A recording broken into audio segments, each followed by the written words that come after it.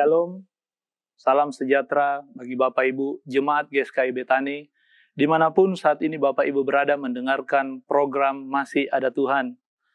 Puji Tuhan, rema firman Tuhan hari ini terambil di dalam Lukas pasal 5 ayatnya yang ke-12. Pada suatu kali, Yesus berada dalam sebuah kota, di situ ada seorang yang penuh kusta. Ketika ia melihat Yesus, tersungkurlah ia dan memohon, "Tuan, jika Tuan mau, Tuan dapat mentahirkan aku." Di dalam firman Tuhan ini, baik di zaman perjanjian baru, di zaman-zaman masa Tuhan Yesus dan murid-murid, dan juga kalau kita buka di dalam perjanjian lama, akan kita temui banyak penderita kusta. Di dalam Imamat 13 dan 14, saya akan bacakan di ayat yang ke-45 dan 46. Di sini ada ketetapan bagi seorang yang berpenyakit kusta. Pada saat itu, dikatakan orang yang sakit kusta harus berpakaian yang cabik-cabik, rambutnya terurai, dan lagi ia harus menutupi mukanya sambil berseru-seru, "Najis, najis." Selama ia kena penyakit itu, ia tetap najis. Memang ia najis. Ia harus tinggal terasing di luar perkemahan. Itulah tempat kediamannya. Tetapi di dalam perikop firman Tuhan yang kita baca, di situ dikatakan Yesus sedang berada di dalam kota. Kalau saya membaca firman Tuhan ini, kota ini adalah kota Kapernaum, di mana Yesus datang menyelesaikan, bahkan melakukan setiap pelayanannya.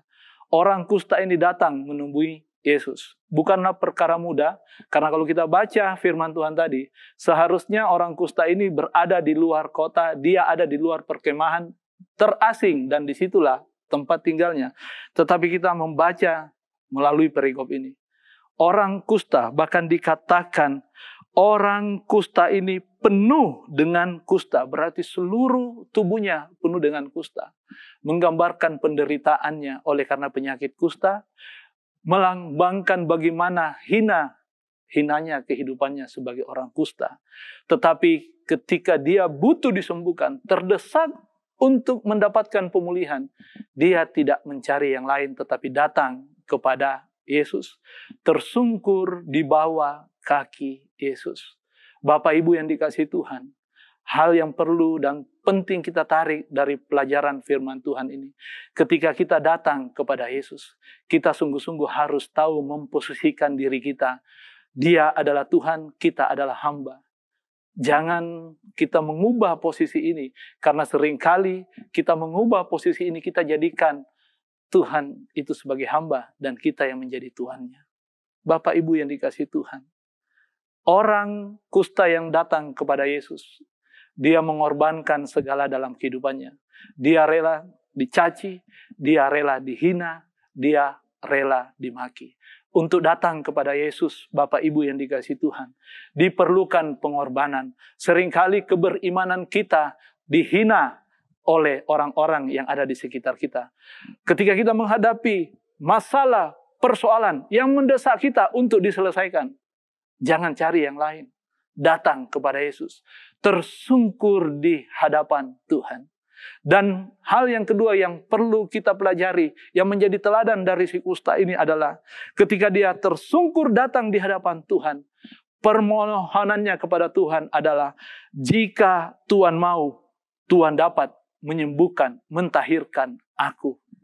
Bapak Ibu yang dikasihi Tuhan, suatu permohonan yang patut kita contoh. Karena seringkali ketika kita berada di dalam keadaan yang terdesak, kita datang kepada Tuhan, menyodorkan semua keinginan, kebutuhan kita kepada Tuhan, seolah-olah kita menawarkan proposal kontrak yang harus Tuhan segera tanda tangani dan harus Tuhan kerjakan bagi kita. Kita memohon untuk segera dipulihkan, untuk segera diberkati. Tidak, Bapak Ibu. Mari kita mencoba menyerahkan seluruh kehidupan kita. Kita mau berkata, "Tuhan, jika Engkau mau, Engkau pasti sanggup menyembuhkan, mentahirkan aku." Kita mau hidup bukan kehendak kita, tetapi kehendak Bapa yang jadi. Bukan waktu kita, tetapi waktu Tuhan yang jadi. Bukan cara kita, tetapi cara Tuhan yang jadi dalam hidup kita. Sebab ketika waktu, cara Tuhan yang jadi, ketika semua rencana dan rancangan Tuhan yang jadi dalam hidup kita, maka semuanya pasti menjadi baik, benar, dan dipulihkan. Tuhan berkata, aku tidak pernah merancangkan rancangan yang buruk, rancangan terhadap engkau itu bukan rancangan kecelakaan, melainkan rancangan yang mendatangkan sukacita dan damai sejahtera. Mari kita ikut meneladani sikap daripada orang kusta ini. Dia datang dan berkata, jika Tuhan mau, dan kita mendengar jawaban Tuhan, aku mau, dan Tuhan menjamah. Itulah Tuhan kita, Yesus Kristus. Dia tidak saja menyembuhkan orang kusta itu, tetapi mentahirkannya dari segala penyakit kustanya. Mengampuni segala dosa-dosanya, dan menjadikan dia ahli waris kerajaan surga. Mari Bapak Ibu, apapun saat ini keadaanmu yang mendesak engkau untuk segera dipulihkan, mungkin oleh sakit penyakit engkau minta untuk segera disembuhkan, datang pada Yesus. Tetapi tetap berserah kepada waktu, cara, dan rencana Tuhan. Sampai ketemu lagi. Tuhan Yesus memberkati kita semua. Haleluya. Amin.